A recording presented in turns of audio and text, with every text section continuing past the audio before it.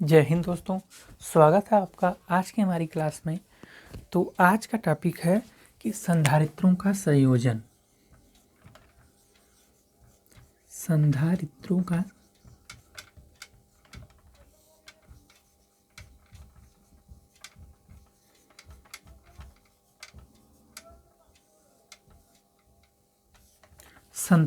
संयोजन। संधारित्र क्या होता है? एक ऐसा सिस्टम जिसके आकार में परिवर्तन किए बिना ही हम क्या करते हैं, इसमें आवेश जो संचय होता है उसकी मात्रा को बढ़ाते हैं। उसको हम संधारित्र कहते हैं कि उसके आवेश संग्रहण की मात्रा को क्या करते हैं, बहुत ज़्यादा बढ़ा देते हैं उसके आकार में परिवर्तन किए बिना। तो ये संयोजन कितने प्रकार का होता है? दो प्रकार का होता है। पहला है श्रेणी क्रम, दूसरा है समांतर क्रम।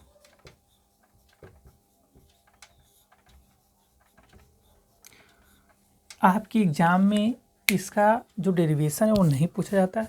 हाँ, इसका बहुत ज़्यादा यूज फार्मूले न्यूमेरिकल सॉल्व करने में होता है। तो इसका केवल फार्मूला बताकर इस टॉपिक को ख़त्म करेंगे। इसको बहुत ज़्यादा डिटेल में इसको कैसे निकालना है ये नहीं जाएंगे। संधारित्रों को दिखाते हैं कैसे है, उसका सिंबल कैसे है, दिखाते हैं इस तरह। तो यदि कोई संधारित्र श्रेणी क्रम में जुड़ा है तो वो किस प्रकार जुड़ा होगा? इस प्रकार।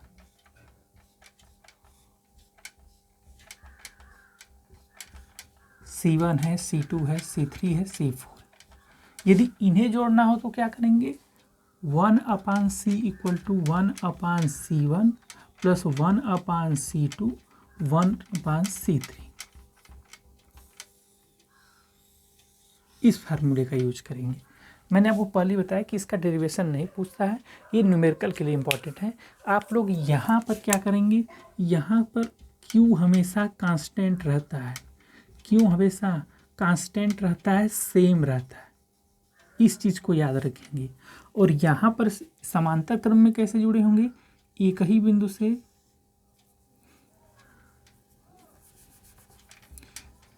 बिंदु से जुड़े होंगे श्रेणी क्रम में। C1 इस प्रकार जुड़े होंगे, C2 C3 इस प्रकार जुड़े होंगे। यहाँ पर क्या कांस्टेंट रहेगा? यहाँ पर विभव कांस्टेंट रहेगा और वैद्युत धारिता क्या होगी? C =